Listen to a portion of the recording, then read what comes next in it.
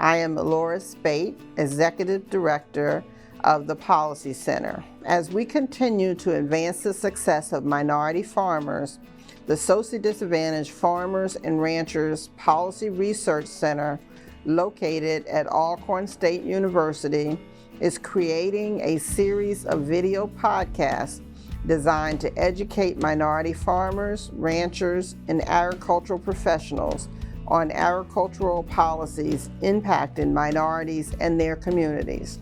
Each podcast will focus on an area of agricultural policy and its impact on minority farmers. Thank you.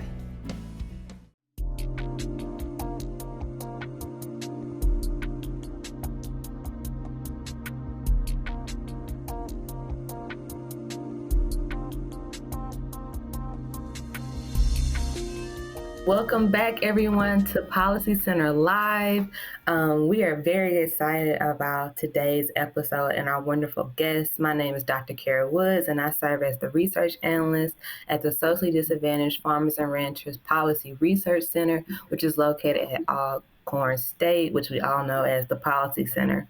Today, we're going to be diving into urban agriculture, which is it's not new for the Policy Center. It's one of our 6 research priorities, but this is actually the first time that we've had a fully funded research study dealing with urban agriculture. And we thought it was imperative to do that because we want to reach all of our constituents of socially disadvantaged farmers and ranchers. So with me today, I have Dr. Kristen Reynolds from the New School, and she's going to introduce herself and really say how she's tied in to the research that we're going to be conducting over the next year. And then I have attorney Francine Miller, Esquire, and she is from the University of Vermont Law School. And I'm not doing either of these wonderful ladies justice, so I'm going to ask that they introduce themselves, but I'm very, very excited about the information that we're going to get today dealing with urban ag and how it affects and the barriers that we have seen for our socially disadvantaged farmers and ranchers. So Francine, I'm going to start with you, or Fran as I love to call you. If you could please introduce yourself and give a little background of your connection with the Policy Center. Sure. Thank you, Kara, so much, Dr. Woods. So my name is Fran Miller. I am at the Center for Agriculture and Food Systems, which is at Vermont Law School. It's actually not associated with the University of Vermont, although we do work closely with them. Our mission is to create a more just and sustainable food system here at CAFS. And we have been working with Kara, you and your team, Dr. Spate and April Love, since probably 2019. I think late 2019, we started working on heirs property issues together. Mm-hmm. Yes, and so how are you tied into the urban ag? So like you said, this is not our first time doing some great work with you guys. You did such great work with heirs property. We actually took you on the road. We're still working with you now, but you actually did some work with urban agriculture last summer. And so how did that start? Sure. In speaking with Dr. Spate and you, Dr. Woods, and April Love, I know that one of the priorities of the Policy Center, as you mentioned, is urban ag. And you were wanting to develop policy recommendations for Congress for the Farm Bill on urban ag. And at CAFS, we provide law and policy support to organizations like the Policy Center to help other organizations develop these kinds of recommendations. And so in working closely with April, who's an attorney for you all and who does a lot of the groundwork in developing these recommendations, we came up with a project and we decided how to find the issues and the barriers and the positive things that urban farmers are experiencing across the country. And I'm happy to talk in more detail about what we did, but that was really the genesis of the project, was Policy Center determining what it needed in order to develop those recommendations, and CAFS providing kind of the legwork for doing the legal research and policy analysis to come up with some possibilities for you all. Right, thank you. So as you know, and as the listeners know, the Policy Center does research to then have policy recommendations for the Farm Bill that comes out every 5 years. They are starting the work on, or have at least began the work on, the 2023 Farm Bill. And the Policy Center wanted to make sure that we had some policy recommendations dealing with urban ag, but didn't have time to actually do a full concrete study. So we kind of reached out to you guys at CAF to say, can you do a mini study? And so got some wonderful policy recommendations, and we'll go into that study a little bit later. But I want to bring in Dr. Reynolds, because from that study, we said, okay, yeah, we need a full study, and we need to see if we can expand this. And so, Kristen, Dr. Reynolds, if you could please introduce yourself, and then also say how you're playing a key piece in our urban ag research. Sure. Well, thank you very much, Dr. Woods. It's a pleasure to be here with both of you. My name is Kristen Reynolds. I am the chair and assistant professor of the Food Studies program in the Schools of Public Engagement at the New School, which is in New York City. Our program is an undergraduate program that offers associate's degrees and bachelor's degrees in food studies, and we really take a systems approach to looking at food that is looking at, like we can say, from farm to fork, but also thinking about policy, environment, culture and media studies, and social justice as a cross-cutting theme in our curriculum. And so in my own research, I focus on questions of racial and economic equity in the food system, which is, of course, a theme that cuts across lots of issues in the food system, including, in the case of my own work, agricultural labor, small farm economic viability, and urban agriculture, which is, of course, the topic of our discussion today. So, in fact, it was thanks to Fran that I was put in touch with you, Dr. Woods, in thinking about the next phase in research coming out of Alcorn State and eventually partnering with the New School on urban agriculture. So I can talk a bit more about it in detail in just a moment, but very briefly, what we're doing as a part of my research lab, which is called Food and Social Justice Action Research Lab, is looking at racial equity dimensions of the urban agriculture and innovative production programs that were created out of the 2018 Farm Bill. And it builds on some of the work that Fran's unit had been doing previously in response to some of the recommendations that they put out. Yeah, so urban ag is definitely not something that's new, but it's something that USDA has shone the light on the past couple of years. They've created an urban ag program. They have county offices around the United States specifically for urban ag producers. We ourselves have gone to urban ag conferences, and so like I said, it's something that's definitely not new, but we want to make sure that our urban ag producers have all the resources that are available and actually have the knowledge of all the resources. And so, Fran, I'm going to go back to you to explain a little bit more about your research and your findings and seeing what was the issues and also what was the positives that you found in your mini research project. I hate to say it was a mini research project because it was so groundbreaking as far as what we needed as a step to move forward. But I say mini because it wasn't long. It was a very brief research study. Yeah. Let me talk a little bit about that because I think it was a really interesting collaborative project, actually. So April and I managed a team of 3 law and graduate students. There was a law student from the Center for Ag and Food Systems at Vermont Law School. There was a law student from Southern University who was interning at the Policy Center. And then there was a master's student who was part of CAFS and VLS. And the three of them worked with April and I. And Dr. Woods, you had a say in this too. You helped us with some of the interview questions. So we interviewed 37 urban farmers in 20 different interviews across the country. The vast majority were Black. Geographically, they were in the Northeast, in New York City, Newburgh, New York, New Haven, Connecticut, Burlington, Vermont.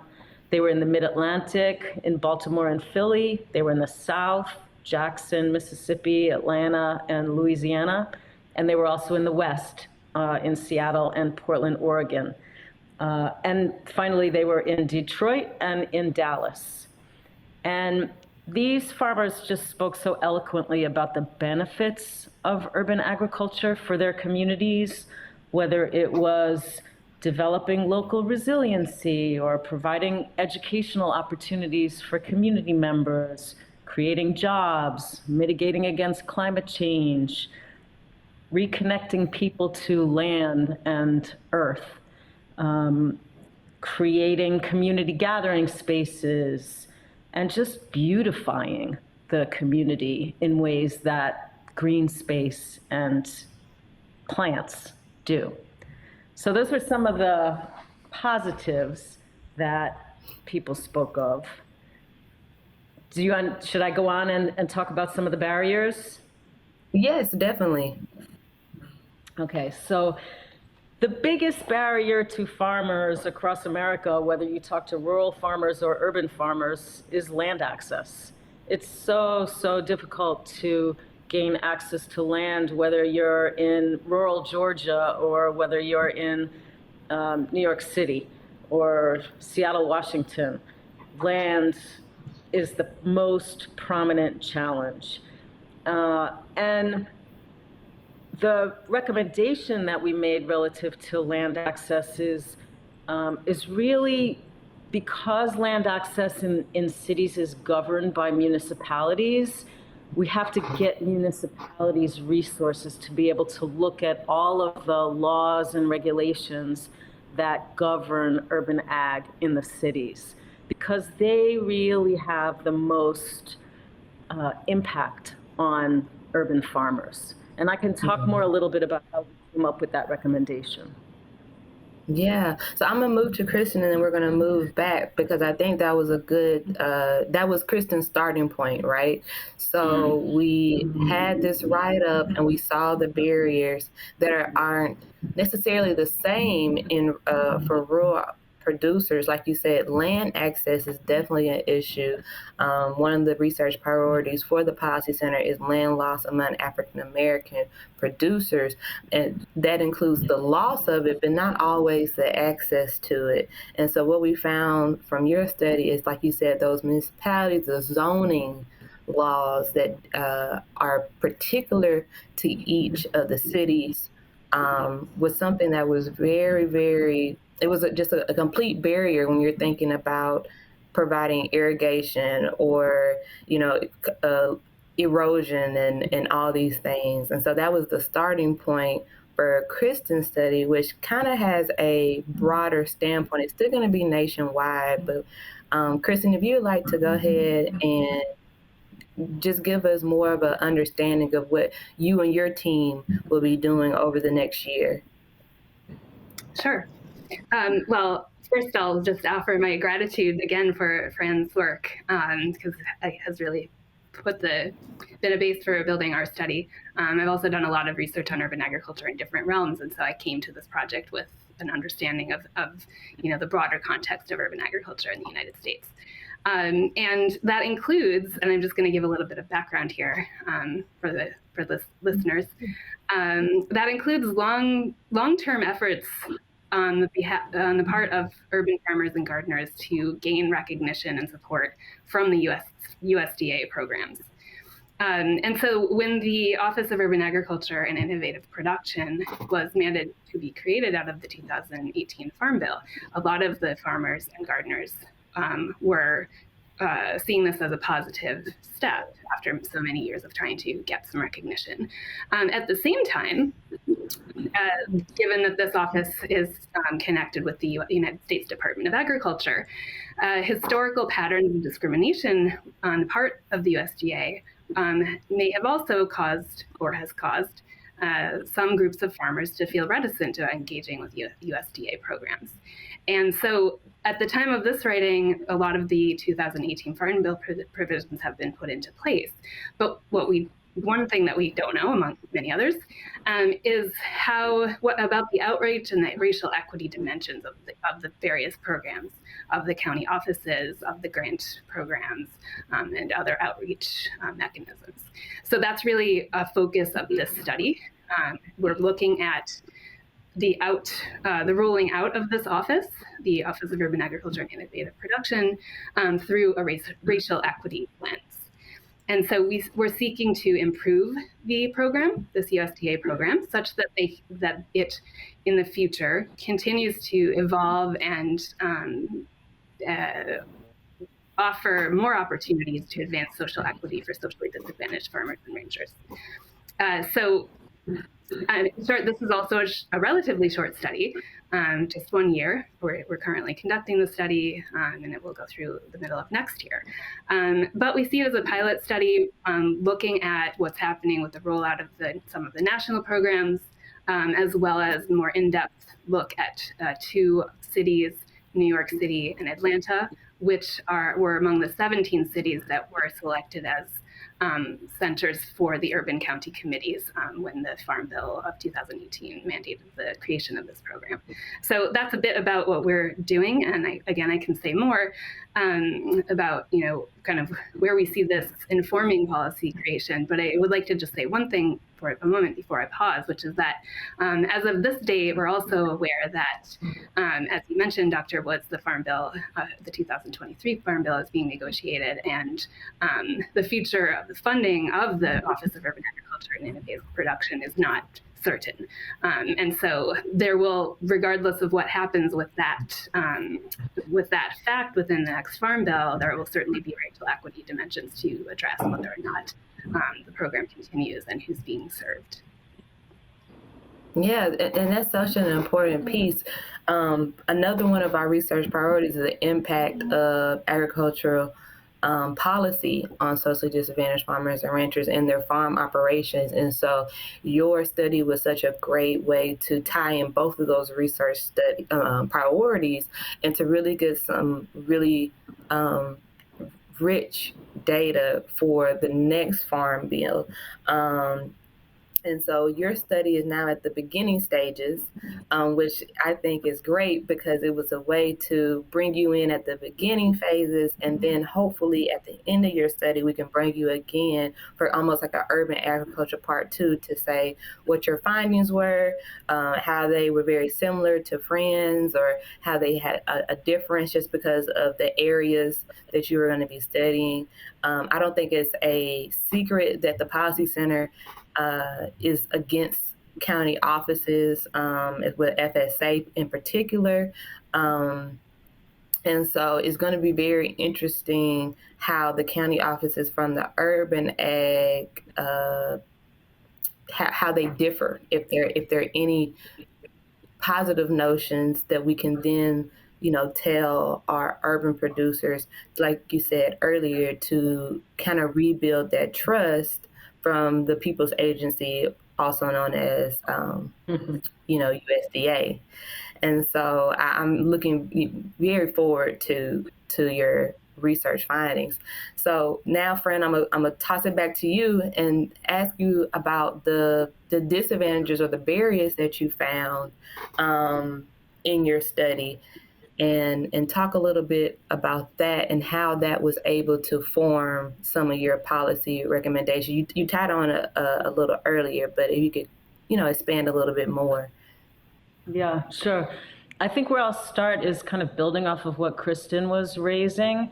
By the way, I do want to just express a lot of gratitude for Kristen, who talked with me early in the development of our study. And so Kristen has been involved in this for some time. So thank you, Kristen. Glad to reciprocate and bring you in at the end and now have you be carrying this forward. I'm really, really excited about what you are doing and your findings and how that will permeate what Dr. Woods brings forward and just really advancing the work. This is really my favorite part of this work, is all of the collaboration of the people who care about these issues and what we get to produce and then advocate for. So one of the things that Kristen was talking about was racial equity. And so to expand on that, just our finding really deeply was that people are so wary of USDA for, as you referenced, Kara, good reason. Lots of history of past discrimination by USDA. And in addition to just being wary of USDA, the USDA programs that are available, of course, are not especially tailored to the urban farmer, to somebody who's farming on a small plot, who is growing vegetables, who might be raising bees, who is doing more educational activities in their community, not just producing as much crop as possible. Mm-hmm. And so, A, the programs aren't tailored in that way, and B, the programs are so inaccessible because the grant applications or the loan applications are so difficult for anyone to get through. And so those are some big barriers to urban farmers participating. And we advocate for and made some policy recommendations, which I think that Policy Center took on, around making some of those applications more simple and creating some microloan programs or micro grant programs that can really be tailored towards that smaller producer who isn't necessarily producing as much as a more rural farmer and has some other objectives to what they're doing, but does include growing food for their community. Yeah, that's such a great insight, because it does mirror what we hear from rural farmers, is that there is not a lot of technical assistance or outreach dealing with those applications. And the applications are not, like you said, you almost need 3 PhDs to get through them, right? You need 3 law degrees and a specialization to get through them. And for someone who is, and unfortunately, some of our urban producers, our urban farmers, don't see themselves as farmers. They just see themselves as someone who enjoys giving back, someone who saw a problem and wanted to provide some type of assistance to, food insecurity or land insecurity. And so it definitely rings true throughout all of our socially disadvantaged farmers and ranchers that they need assistance with, like you said, grants or loans in order to keep the farm operation afloat. But also, even applying for those grants or loans are sometimes an issue because almost all of our socially disadvantaged farmers are not a full-time farmer. They have some other 9 to 5. And so these applications are done, at midnight. So you come home at 5, you work in your raised beds or you work in your plot until it's dark. After it's dark, you eat, and then you start on applications. And so it is something that definitely we've heard multiple times. And so, like I said, I'm just so excited for this data, for these numbers that matter when you're going into policy recommendations, and just listening to more and more urban agriculturalists and really bringing that pride out to say, you need a farm number, you need these identifiers to then make sure that your farm operation can grow. Thank you for that, Fran. And so, Kristen, I guess I'm going to go to your research and what you have on the books, you and your team, to say, you've heard this from Fran and her team and what they found. And so the surveys or the questions, what is the meat, right? So as Ms. Spate usually says, like the so what. What is the so what that you are trying to get from your research? What's your main hope or your objective that will then change the next farm bill? Mm-hmm. Yeah, I like to put it that way. The so what? Well, I guess I'll kind of back up and say this is for us out of my research lab. It's an action research study, which means that we're interested in collecting empirical data that can then inform like positive change in the food system. And so really the more we delve into developing the study and looking at this as real baseline information, who's accessing these programs? What have been their experiences in accessing? For example, we're talking about the grants. Or have they decided with respect to grants not to apply? And if so, why is that the case?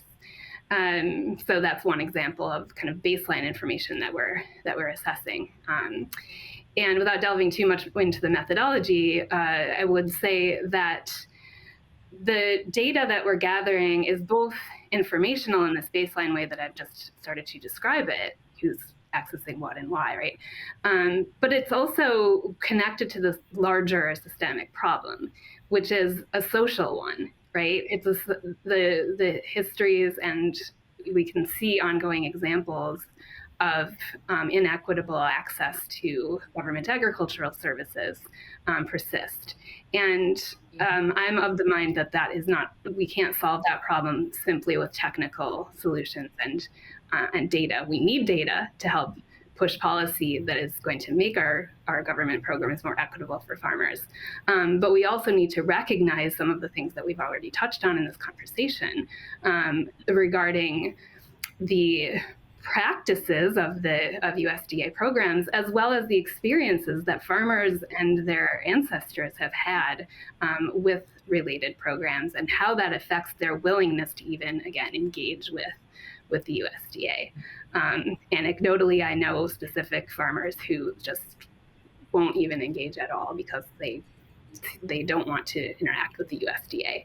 And that's important information to well, I suppose we can say we already know this anecdotally, but it's important information to bring into considering how to improve this Office of Urban Agriculture and Innovative Production, because simply providing more information, which is very important. I agree with what you've just been discussing regarding the grant applications and other examples we could cite. But it also, I feel, needs to be coupled with this recognition of the broader social context in which this is happening, and thinking about how we might start to change those elements as well. So that's kind of another focus of what we're trying to investigate. Right. That, like you said, the racial piece, the racial inequity lens, and what does that mean for socially disadvantaged farmers and ranchers and their farm operations, as some of them might be trying to increase their farm operations or make it broader, or new and beginning farmers. A lot of our urban ag farmers are of the newer or the less seasoned generation.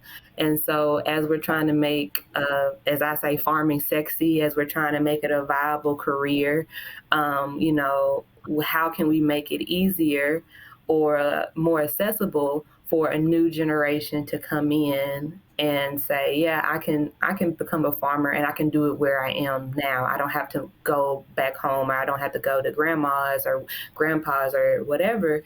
I can start it here. And especially, like I said, with the grants and loans, I can do specialty crops. I can raise bees. I can sell seeds. These are things that a lot of our urban agriculturalists have decided to do, but are not. They're specialized to the fact that USDA might not recognize it, right? So we have to make sure that all of those things are being highlighted.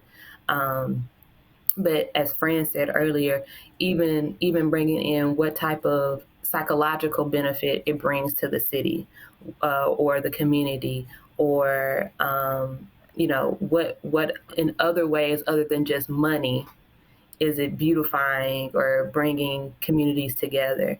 And so all those things are very important, especially, like I said, as we're trying to make farming sexy and to grow our base of socially disadvantaged farmers and ranchers. So we're kind of ending our urban ag portion. Like I said, I've already promised a part 2 of it, so I'm very excited to do that. Not sure when that's going to actually be released, but I'm very excited to bring Dr. Reynolds back. We're actually going to ask our urban farmers to come and discuss what they have found in their means of trying to navigate USDA, to navigate being an urban farmer. And so I'm very excited about that. But I really want to thank both of you, because I think that this is just a starting point, and you're really creating a base for then the Policy Center and anybody else dealing with policy recommendations or urban agriculture can look back upon and say, I want to invest in that barrier, or I want to, start that fight. And so I really want to thank you both for being such great collaborators, and also like always saying yes to my favors, because I feel like I asked you both for favors for a bunch. And so I really want to thank you on behalf of myself and the Policy Center. And I also want to thank you for taking the time today. As we move into the next Farm Bill, the 2023 Farm Bill, I think that all of us will just be on the lookout for what comes up for urban ag. And I think that with Kristen's research study and looking at the county offices, I think that it's going to give us even more insight as to what we can provide our farmers, and then even looking into the next Farm Bill. And so, like I said, I'm very excited. I will ask either of you, starting with Kristen, if you want to add any more. Definitely not rushing you off, but if you would like to add any more about your research study, what your team has decided to find, especially in the Atlanta area, is a booming population of urban agriculturalists in that area.